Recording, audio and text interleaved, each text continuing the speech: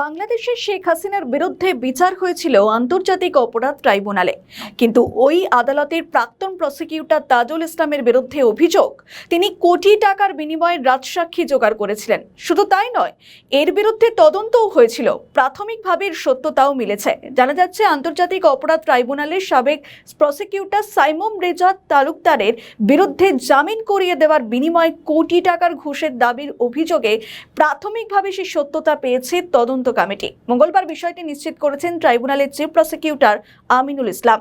তদন্তের বিষয়ে তিনি বলেন, গণমাধ্যমে ফাঁস হওয়া অডিও রেকর্ডের সত্যতা ইতিমধ্যেই যাচাই করা হয়েছে এবং এর সত্যতা পাওয়া গিয়েছে।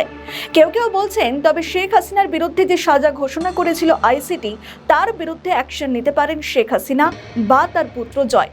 এখন এই সমস্ত অভিযোগগুলো প্রমাণিত হওয়ার পর দেখা যাচ্ছে বিএনপির কাছে অনেক আগেই এদের বিরুদ্ধে অভিযোগ জমা পড়েছিল বা সেই তথ্য ছিল বিএনপির কাছে। আর সেই কারণেই বিএনপি সরকার গঠনের কয়েকদিনের মধ্যেই আন্তর্জাতিক অপরাধ ট্রাইব্যুনালের চিফ প্রসিকিউটরকে বদলি করে দেয় সরকার। এরপরে ভুরি ভুরি অভিযোগ উঠে আসে, যেমন আন্তর্জাতিক অপরাধ ট্রাইব্যুনালের চিফ প্রসিকিউশনের একাধিক সদস্য ফেসবুকে লেখালেখি করতে শুরু করেন যে তারা স্বচক্ষে দেখেছেন অভিযুক্তদের পরিবার বস্তাভর্তি টাকা নিয়ে ঢুকছেন বিভিন্ন সদস্যদের ঘরে এবং সেই টাকার বিনিময়ে রাজসাক্ষী বানানো হচ্ছে। এমনকি বিএম সুলতান মাহমুদ এমন অভিযোগও নিয়ে আসেন যে চিফ প্রসিকিউটর তাজুল ইসলাম এবং তার প্রসিকিউশন টিমের অন্য সদস্যদের বিরুদ্ধে, এমনকি শেখ হাসিনার মামলার যে রাজসাক্ষী পুলিশের তৎকালীন আইজি চৌধুরী আব্দুল্লাহ মামুন, তাকেও বিপুল পরিমাণ অর্থের বিনিময়ে রাজসাক্ষী বানিয়েছিল তাজুল ইসলাম। 2024 সালের 5ই আগস্টের পর যখন এর আইন বদলে ফেলে নতুন করে শেখ হাসিনার বিচার প্রক্রিয়া শুরু হবে বলে বলা হয়েছিল, তখনই আন্তর্জাতিক অপরাধ ট্রাইব্যুনালের বিরুদ্ধে একাধিক অভিযোগ উঠে আসে। আসলে আন্তর্জাতিক অপরাধ ট্রাইব্যুনাল গঠন হয়েছিল শেখ হাসিনার আমলে। উদ্দেশ্য ছিল মুক্তিযুদ্ধ বিরোধীদের বিচার করা, কিন্তু 5ই আগস্টের পর সেই আইন বদলে ফেলা হয়। তখন থেকেই তাজুল ইসলামের নিয়োগ নিয়ে নানা সমালোচনা উঠে আসে। যখন শেখ হাসিনার বিচার শুরু হলো, তখন দেখা যায় এই তাজুল ইসলাম আওয়ামী লীগ বিরোধী শিবিরের লোক। তবে তাৎপর্যপূর্ণভাবে অন্তর্বর্তীকালীন সরকারের আমলে এগুলি উঠে এলো এখন বিএনপি ক্ষমতায় যখন এলো।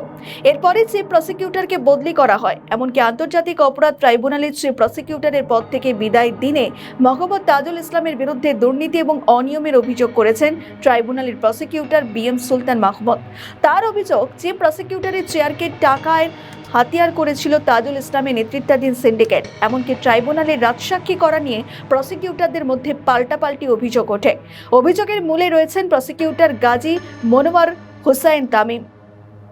প্রসিকিউটর সুলতান মাহমুদ অভিযোগ করেন, গত নভেম্বরের শেষ দিকে আশুলিয়ার লাশ পোড়ানো মামলায় আসামি, যেখানে এসআই আফলাজুল হকের স্ত্রী সন্ধ্যার দিকে একটি ভারী ব্যাগ নিয়ে প্রসিকিউটর তামিমের পক্ষে ঢোকেন এবং সুলতান মাহমুদের দাবি বিষয়টি তিনি তৎকালীন চিফ প্রসিকিউটরকে জানালেও কোনো ব্যবস্থা না নিয়ে উল্টে তাকে বকাঝকা করেন।